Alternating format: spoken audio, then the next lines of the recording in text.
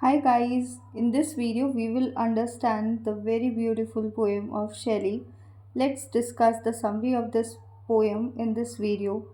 We will do summary stanza wise. Okay, so as you all must have read this poem, so there are 5 stanzas in this poem and video could be longer.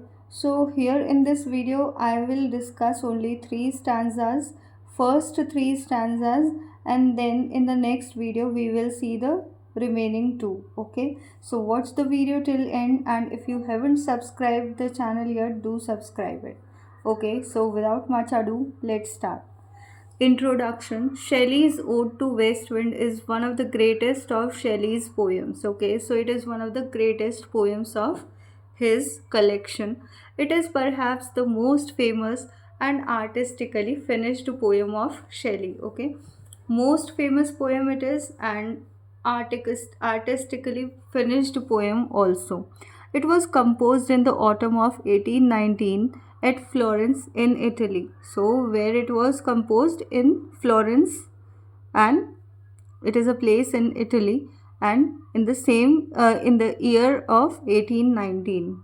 He observed the west wind was both mild and animated. So here we will see two phases of west wind. One when it is mild, one when it is animated, and lots of violence, lots of animation is there in westerly wind. Okay, now let's start the stanza.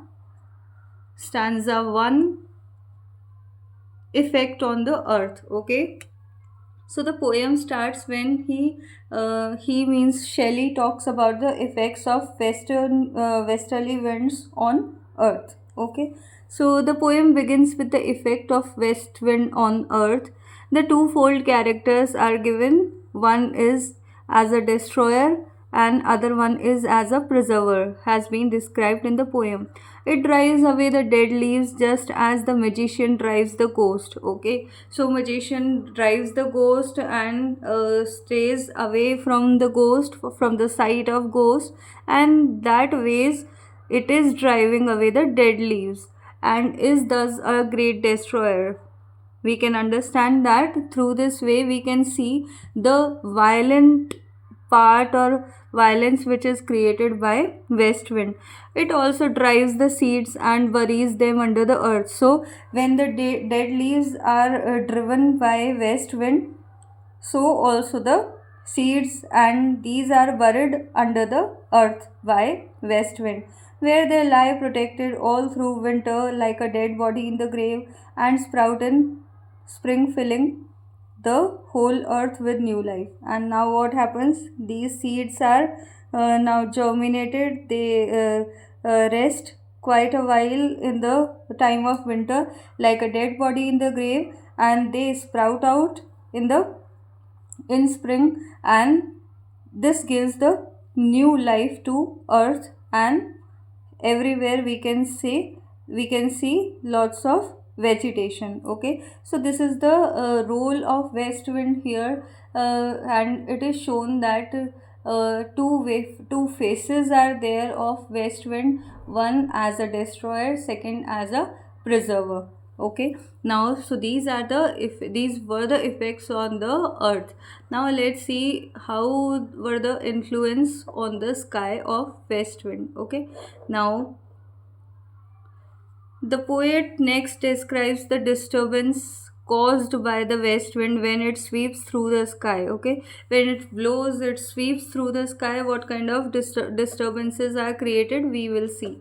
The loose clouds are the leaves of a huge tree of ocean and sky, and are shaken by the west wind just as it scatters the dead leaves on the earth. So what happens? The loose clouds are like the leaves of a huge tree of ocean. So it seems that there is a huge tree of ocean, and loose clouds are the leaves of that tree, and sky are shaken by the west wind, and sky is shaken by the west wind just as it scatters the dead leaves on the earth. So we have seen when we saw the effects on the earth that dead leaves are driven by west wind. So here also the sky is shaken by the west wind, and it seems that the huge tree of ocean is also having leaves in a form of loose clouds, and it is these loose clouds are scattered in the sky. These clouds are the messenger of rain and lightning and are the locks of approaching storm. And we can imagine the scene in front of our eyes, that how loose clouds are scattered in the sky, and after a while when they are driven by west wind, they become the messenger of rain, messenger of uh, rain and lightning. And if we observe lightning in the sky, where we all have seen lightning in the sky, and how light comes in a form of lines or shaken lines. Okay, so it seems that these are the locks, or these are the hair of approaching storm. The clouds get scattered over the blue surface of the sky and looks like the bright. So what happens? The clouds are scattered in the sky, those loose clouds, and due to which blue surface of the sky is appearing to be so bright.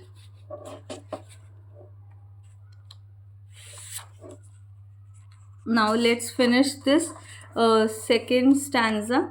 So we see that hair uplifted from the head of some fierce mannered, the female worshipper of Bacchus, the god of wine. And it seems that these are the locks, or these are the hair of Maynard. Who is Maynard? The female worshipper of Bacchus. Bacchus is the god of wine.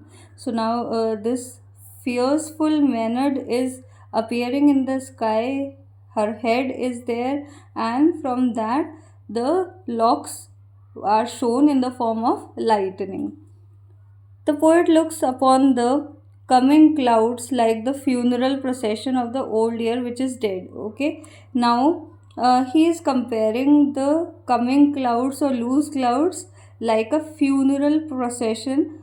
Funeral procession when people are there after the dead body. So whose dead body is there? Of the old year, because it's gone, the previous year which is gone, and on that the the sky is crying and lots of rain is coming from the sky.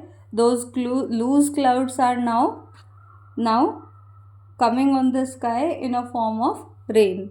The west wind sings the mournful song at the death of the old year, which is buried in the vast sepulchral dome of mighty vapors, out of which black rain, fire, and hail will burst. And now, what is happening?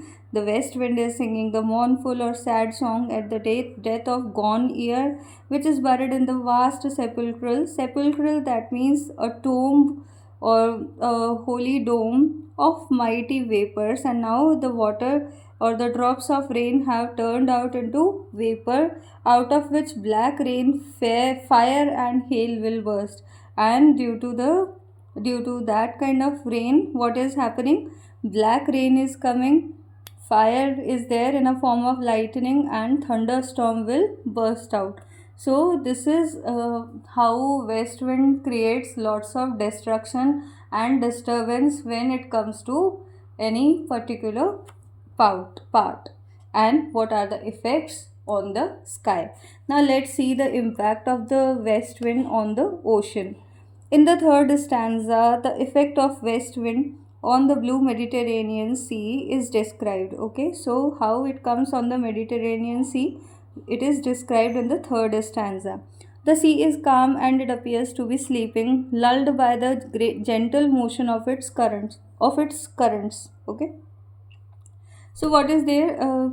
Mediterranean Sea is looking calm and as if it is sleeping, and it is having, or it is lulled, or it is having lullaby, which are created by the gentle motion of its currents. Okay, so when the west wind comes on the surface of Mediterranean Sea, it appears to be a lullaby, or it proves to be a lullaby for the sea, and due to which it is relaxing or it is sleeping.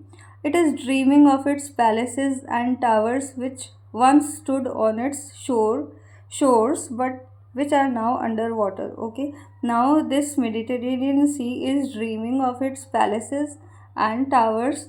Once they were there on the earth, on the shores of sea, but now they are underwater. Now they are ruined.